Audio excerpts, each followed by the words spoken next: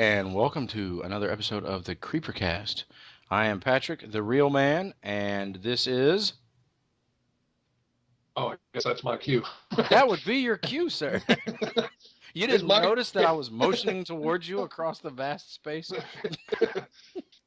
Captain Creeper here, Mike. Glad to be here with you, Patrick.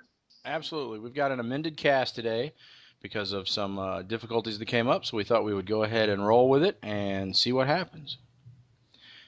Tonight we are talking about Contracted, the 2013 independent horror movie that is starring Nahara Townsend, Caroline Williams, Alice McDonald, and etc. It is made by writer-director Eric England. To give a quick synopsis of this movie, a young girl has sex with a stranger at a party and contracts what she thinks is a sexually transmitted disease, but it is actually something much, much worse. I think since we're going to go ahead, I hate to be spoiler free in this review, because this movie, when you discuss this movie and its merits, you have to talk about spoilers in it, in my opinion, to sell it. The young girl has sex with a stranger at a party. Well, it's not really mutual. It wasn't consensual. And that's kind of the thing that I guess for me it was a little ambiguous. I mean, obviously she went out there with him, but no. Remember, she had a roofie. But do we know that? Yes. I mean, we do know that because the drug dealer said that he. I think I sold that guy. Oh, right. Okay, right. Okay, but even then, you got to remember, and I don't know how many women you know when they go to the club. She broke the cardinal sin of being at a party or being at the club. The guy walked up and said, "Here is your drink," and she said, "I don't remember having a drink." And he said, "Oh yeah, I'm sure I saw you drink out of it." Boom, roofie. That's all you needed to know, because that is the number one line that guys with that kind of stuff use at the club. Well, right, and so I was a little confused, and I had forgotten about that scene a little later on. So yeah, because the way they show it, you're like, well, she just kind of did a partial blackout because she was clearly intoxicated. Oh yeah, she was wasted, and then had the roofie. But remember, she kept saying no. Right. So I mean, in between the oh yeses, she was saying no, which, I mean, obviously you can tell it. Women in the audience, a man wrote this, I can tell you right now, from that scene. However, because she did kept saying no, but then like you said, it was interspersed with clearly happiness. Yes, pleasure, not happiness, pleasure. Let's go. Right. And I understand that, and that's what roofies do. That's the whole point of a roofie. I wanted to talk about, I guess it's Nahara. Yeah, and I'm glad you tackled that, because I wouldn't have guessed it. But yeah, that's about right, Nahara. She was born in California, in Santa Barbara, so it's not like she's from some cool country. She has a Russian accent, Nahara. No. What'd you think of her? I liked her, honestly. She's not your. I mean, if we're talking, physical traits or whatever, she's not your typical Hollywood starlet, I don't think. But no. there was something about her that was very. I found her very attractive. Oh, I did too. It's like she's not your, Megan Fox or Pam Anderson type, Thank God. Yeah, well, yeah. Nobody wants hepatitis, so. He's there. The thing about her, she has that, and the picture on IMDb is very attractive picture, and there's no question about it that she's very attractive in that picture. In the movie, I thought she had a very nerdy sexy, and sometimes that's kind of hot too. But oh yeah, absolutely. And she kind of had a vulnerability too, especially when you find out that she kept using the word lesbian, and not to offend any of our female audience that may be lesbian or whatever, but it seemed more like she might have been bisexual because she said when she went to the doctor, she said she hadn't been with a man in 8 months, so this was kind of a new thing. Yeah, I figured. Of course, keep in mind people that are that are trying to decide. Right, and that's why I'm saying at this point it seemed like she was more, I don't know, because she also still seemed somewhat attracted to the guy she kept blowing up there for a while, Riley, I think. Riley, yeah. When more on him in a minute. Poor guy. Um, oh, poor guy. Have you seen her in any of these other movies that she's been in? I'm looking at her. Let me pull it up real quick. Because I mean, Me and You and Everyone We Know, True Loved, and Dawning. I've never heard of any of those movies. I'm just scrolling through her credits. No. Um, no. Well, I didn't think that she was talentless. I thought she looked like she could do something in the future. Oh, absolutely. I agree completely. And I mean, and she's done quite a few things, it looks like. Yeah, it does look like she's been busy. Since 2001, and it looks like she's got one producer credit as well. So, yeah, I think we could be seeing more of her. I hope so. I hope she has a good agent because she was not bad. All right. On to the story. We head through the story, and of course, she thinks that she's contracted something and goes to her doctor finally. Which, in my opinion, I'm sorry, but she took way too long to go to her doctor, and then was too protective of the information she gave him. I'm like, dude, it's the doctor. You tell him everything. Right. Especially, and I get that's kind of a vulnerable thing because maybe it wasn't her regular doctor or whatever, but, especially considering how she was feeling, even before the stuff started getting really bad, she could have just said, I had sex with a man last night, but she kept, fudging on it and hedging on it. He almost had to browbeat it out of her. He did. He did have Right. to. I mean, and he had to see those marks on her abdomen, which I know he was all like, "You had unprotected sex with a man. Oh, we've got to look into this." Okay, I don't know what sexually transmitted disease leaves marks like that on your abdomen. Within 24 hours. Within 2 weeks. I was like, "Holy crap! Is there something out there I don't know about?" Oh no. Now, I'm going to flat out say it. I've been married for 10 years. I've never, I haven't been with another woman except for my wife at 15. I never want to have sex again. I know. And I'm single now. I'm like, uh-oh. I might be single forever. No. But I thought the thing that I kind of dug about it, and it made me want to choke her, but it was so real, was her mother's reaction to the whole thing, because she was being secretive about where she was going. She was wearing the glasses all the time to hide that her eyes looked like, vampire eyes in a cheap 80s horror movie. And her mom just thought she was back on drugs. And I get that maybe that's some of the reason too that she was reluctant to go to the doctor or whatever. Because even when she went to the doctor, apparently she had become a cutter at one point. Because you can see the scars on her wrist. Really? I did not see that. Yeah, she. I mean, that's the implication I got from it. And because he kind of looked down and it was kind of a look, and she kind of moved her. She either covered her arm with her hand, or she moved her shirt down or whatever. So with all of that going on, I get some of the reluctance.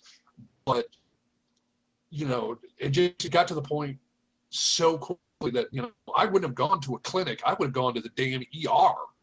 Right. Well, and I was thinking the whole time I was like, emergency room? Emergency room. Call the cops. Didn't go to the emergency room. Oh, the cops are calling you. Yeah. Okay, the cops are looking for the guy that you had sex with. Unprotected, unwilling. You know that you were unwilling because when you wake up the next morning, you don't remember crap, but she remembered enough, so I'm pretty sure she knew what was going down.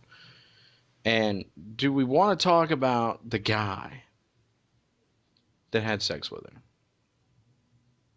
her? Yeah, let's. I don't have a whole lot because I mean, it really wasn't that big a part of the movie. So No, but I had to back it up and watch the beginning again because they drop us a lot. They drop us a scene right before the credits start where he's in the morgue. really, Yes. was that him? Yes.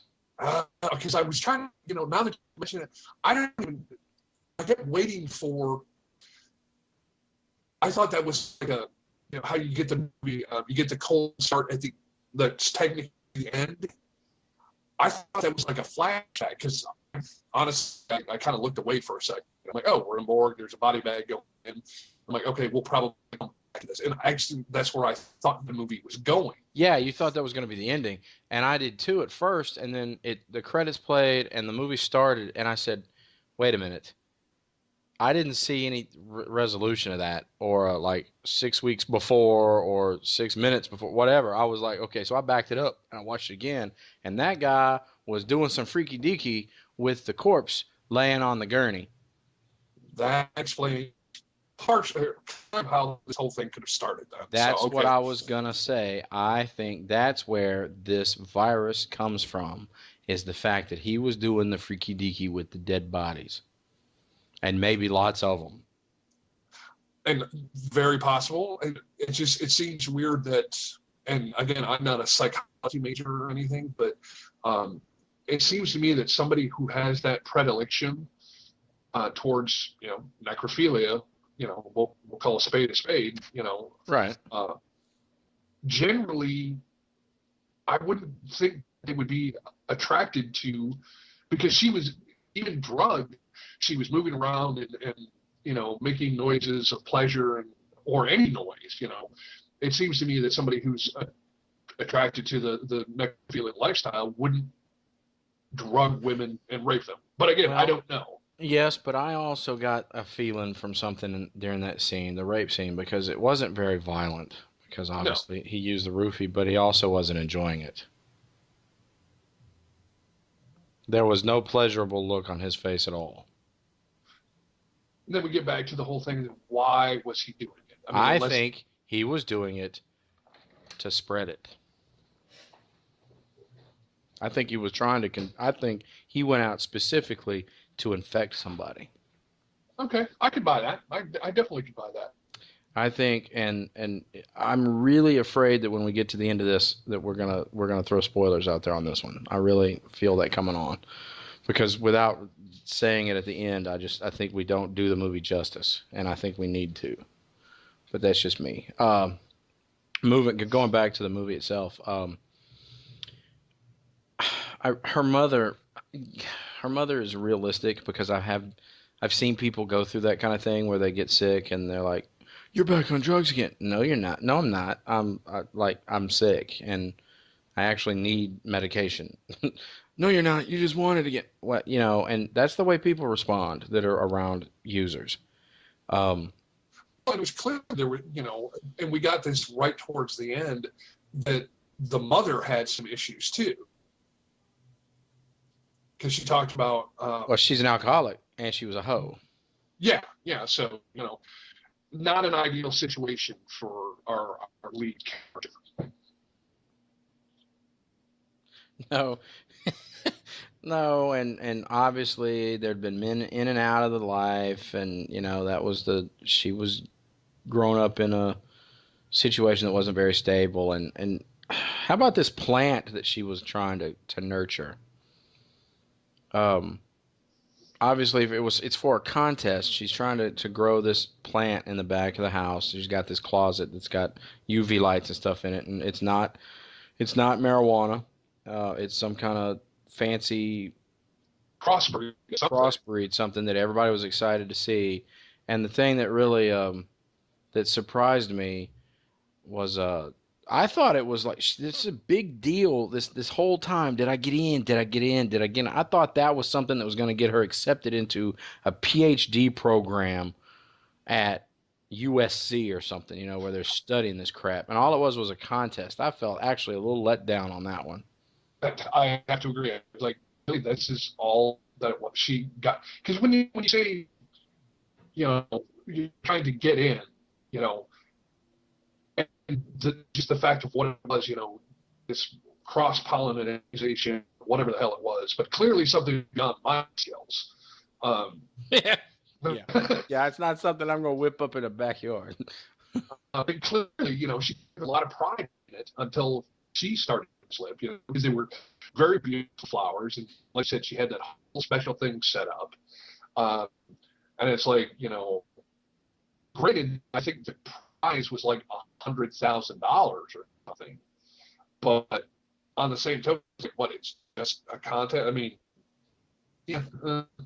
And I'm not even really sure we needed that in the story. No, I didn't think we did at all. Was there a prize mentioned? There's something, because I distinctly remember, because she was talking about once she gets in, she'll have the money, because she was talking about moving out, whatever, and that's why I want to think that, and maybe I'm wrong, but I swear it was like $100,000. But maybe it was a competition, but I know that composers used to do. Now this is going back. This is my music history right here. Composers, before they got famous, would enter these contests, and when they won, they would get a publisher, and then all of a sudden people would start hearing their music, and some of them got famous and some of them didn't. But I'm wondering if maybe this is one of those things where if you get into this contest, then that is when doors open up because people take you seriously. And it's possible. I mean, and again, because it's simply something completely outside my realm of knowledge or experience or whatever. So, but it was obviously important to her. Oh, yes. And, again, the planets were beautiful and whatever until, everything started to slip. Well, and I love the clues that are dropped that I didn't realize were clues being dropped until, the end of the movie. And it kind of all clicked for me, kind of like, well, I'm not going to say it, but I was like, oh, that's what that was about. Like the heart rate being really slow when she went to the doctor the first time. And the not being able to feel hot water. Yeah. Now, we didn't talk about the blood. It was brutal. Oh my God, she goes to the bathroom, and let me just tell you, if you don't like seeing blood in the toilet, viewers, don't hit the fast forward on that one. But that was well, and that's then again okay. She thought she had started her period, fine, but after going to that would have been shit. I'm going to the emergency room because that's a lot. That was not like, yeah, right. I started my period. If that's what you normally put up with, what do you do for that week? Just stay at home? Because you couldn't walk down the street. People would call the cops. But yeah, because it was quite nasty. It was wow. I felt bad for her at that point. I was still feeling real bad for her. That's one of these things about this kind of movie. It's sort of like the Titanic. When you go in, you just know it's not going to be good for the person you're rooting the whole movie for. I'm like, oh my God. And we're going to have I'll never let you bloop, bloop, bloop, bloop. Yeah, I had to let your ass go. But I mean, I hate going into movies knowing something bad's going to happen to the star. And you watch her, and she, as you can tell from the movie poster, so this is not giving too much away, but she obviously has issues from the movie poster. It looks like her face has been eaten on. Right, and it's just it's not just getting contracted by this thing. Life starts falling apart. You got the mom who thinks she's back on drugs. You got the quote unquote girlfriend who they apparently had at the beginning, before the beginning of the movie started, some sort of fight, and the girlfriend just blew her off after that point. basically. Well, she found out because she had sex with a guy. Well, even before that, though. Well, yeah, they were breaking up, but they were still talking at that point. But remember, there were two things that broke the back on that one. One was she did walk in on her at the drug dealer's house using. And I don't know if that had something to do with it. Because I know that if I walked in on somebody that I was dating and had been having trouble with, if I walked in on them having gone back on the wagon of drugs, I'd kick them to the curb too. Well, but then I didn't think Nikki had walked in on her. I thought it was the other girl, Alice. did I just totally open my mouth and insert my foot on that one? At any rate, even if she didn't, because Alice was the one that told Nikki, the girlfriend, that Samantha, our main character, did have sex with a man, and that's what ended it. But like I said, even before that, it was, she was kind of being a bitch. She was being a bitch, but then again, that's what exes are. I mean, her life was a mess. It was falling apart, and she was at that party, and she was drinking at that party because she was depressed from the whole mess up, the whole problem. So yeah, I mean, she lost her woman. Her mom was giving her crap. Then of course, this thing happens at the party. Then the thing with the flower happens, and she loses that. Everything is falling apart. And now, before we get to the ending of the movie, I thought this movie looked fine. I thought it sounded good, looked good, acted well, good writing. Nobody screamed at me, "Oh my God, please take a couple more classes before you audition for another part." No, I agree. I thought it was considering, some of the independent films that we've seen, it was well done. Yeah, I mean, to me, this was independent only in the fact that it didn't have a name on it. It was not low quality at all. No. You don't see a boom mic. You don't see these shadows that shouldn't be there because they didn't have the money to reshoot. You don't have the funky. The thing that gets me about the really cheap ones is the sound quality. You can hear the echo of the room they're in, and that kills me. When I hear echo in the room they're in, you've killed me on wanting to watch the movie because it just feels like it's cheap. I'm like, okay, fan fiction is better than that. They don't have echo, so why can't y'all? This movie didn't have any of those. Yeah, this movie didn't have any of those technical problems. The people knew what they were doing. They were competent. To me, everybody that was associated with this movie seems up and coming. Oh, absolutely. I didn't see anything in it that just made me want to cry. Eric England. I think I don't know how much body of work he has as a director, but I think he's going to be fine. The other stuff he's done, Madison County. I saw that when I was working at the. I didn't actually watch it, but I remember seeing the DVD on the wall when I was working for Blockbuster. Chilling Visions. See, I've never heard of any of these at all. I don't know anything about them. But I will say that, that just makes me happy because that means that the guy's going to be out there and he's going to have some more stuff for me to watch later. Exactly. And I hope to be able to. He's making a movie right now. The Settling is in post-production. It's a short. The Sirens is announced, and Hellbent is announced. So, The Trick or Treater. Have you heard of that? That sounds familiar. Hostile Encounter. Well, there was a movie called Trick or Treat, and they've had a couple of those. Yeah, that's what I've heard. That's what I've heard of. Never mind. Oh, and it looks like he has been using the same cast of characters. The girl who played the girlfriend, Nikki, is also in the Trick or Treater. It looks like our drug dealer was also in that. Charlie Coons? Yeah. Yeah, he looked familiar to me, actually. I don't know why. Yeah, I'm looking at his page right now, too. Yeah, we're heavily researched before we hit the record button, ladies and gentlemen. We have all of Oh, this information memorized. We just don't want y'all to be intimidated by that fact, so we act like we're looking it up as we go. uh, um, he was in Rubber. Yes, I was just going to point. Oh my God. I have not seen it, but I know of it. So, but no, I thought technically acting all that I thought it was all fine. How about the Yeah, ending? Oh, I'm sorry. Go ahead. Go ahead. Go ahead. I was just going to agree with you again that overall it was you could have watched this at the big screen on the IMAX. I mean it was well acted, well done. No weird. I mean it looked like maybe the some of it was lower budget just simply because um, for the camera shooting, but it was still fine. Yeah. And I watched it on my computer.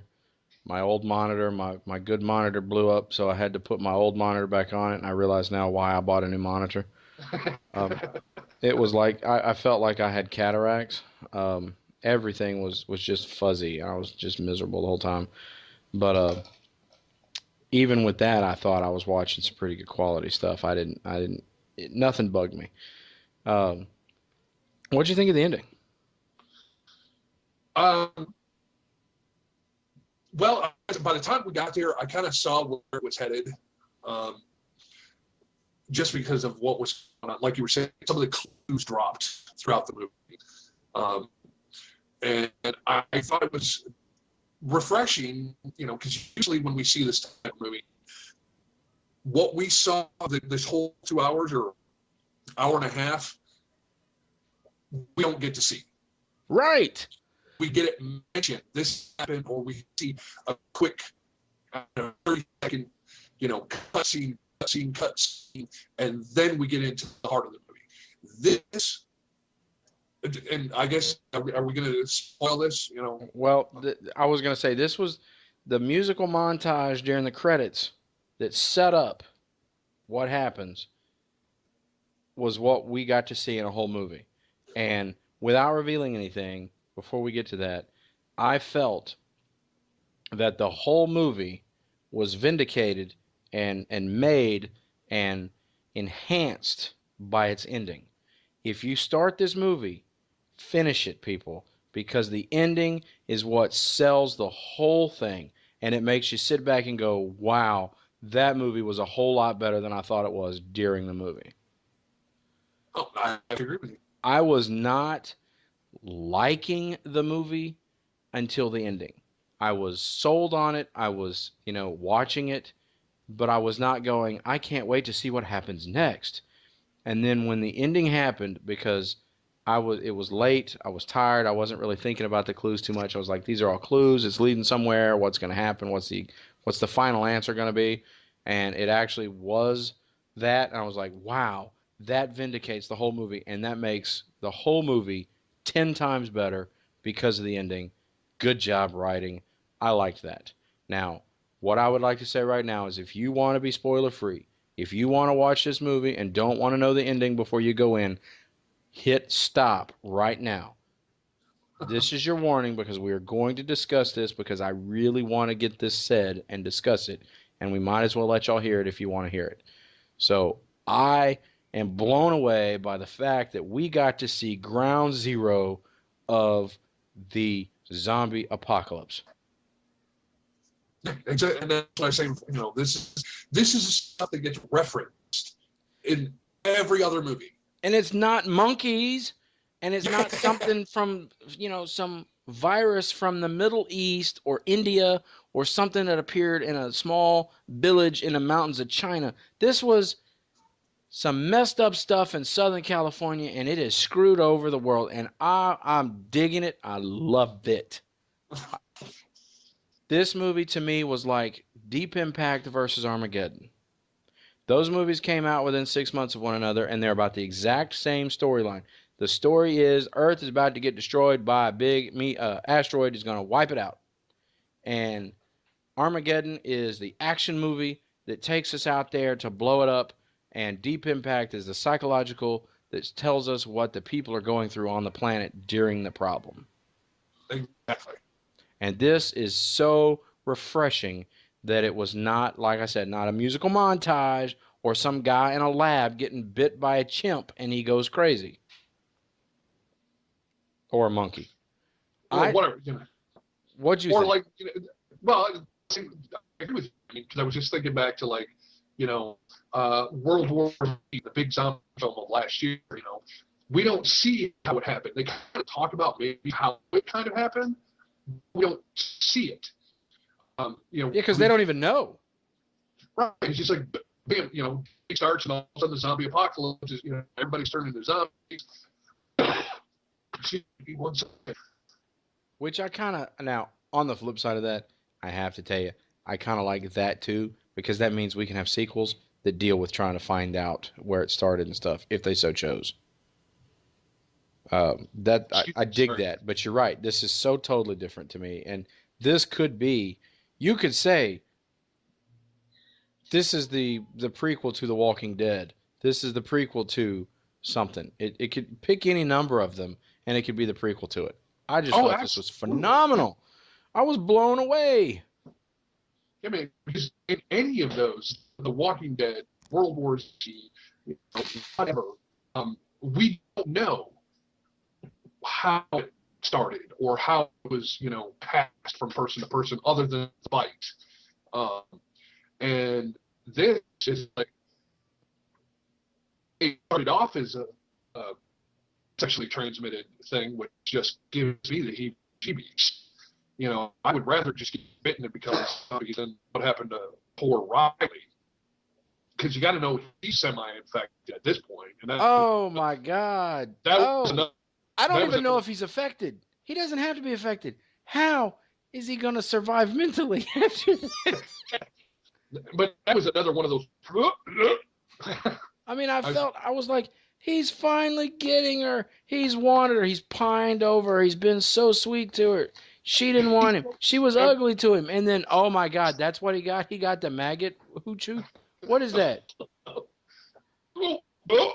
Those weren't even maggots. Those were like grub worms. I was like, oh, that's Gach from Star Trek, man. What is that? Ugh. Oh, yeah, man. I was just like, wow, that.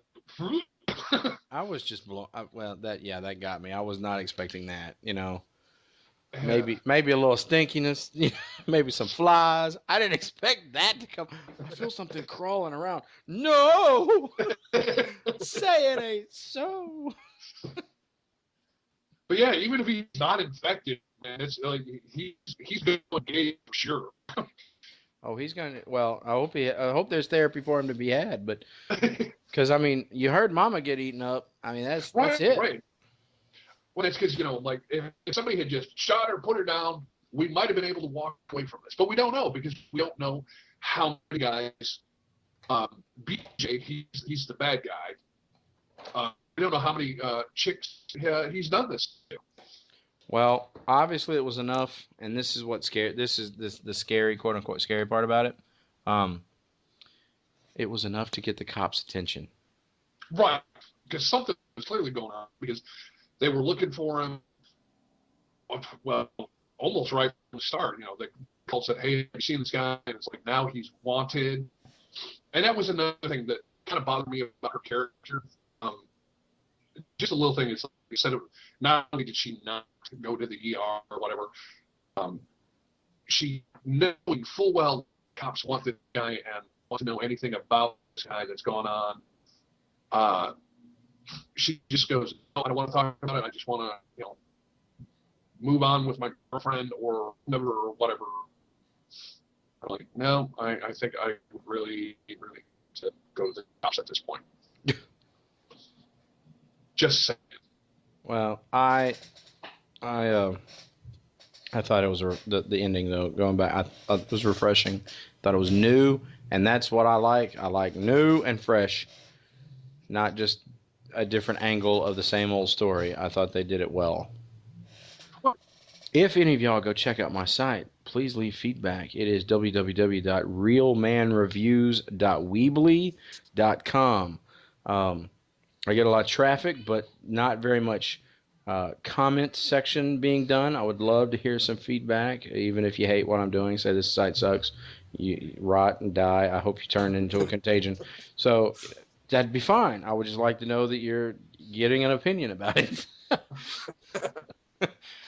You can check us out at www.creepercast.com. We are also on Facebook, Creepercast. And Twitter? Twitter, we are on the mobile app Stitcher, or at least we were. Google Plus too, I believe. Awesome. All right. Well, now that you have every way possible to contact us, shame on you if you do not. We love feedback, good and bad. We're critics. We give out the negative. We can take it as well. So until next time, Captain Creeper. I'm out. This is the Real Man, and I am out keeping it real. So good night. Good night.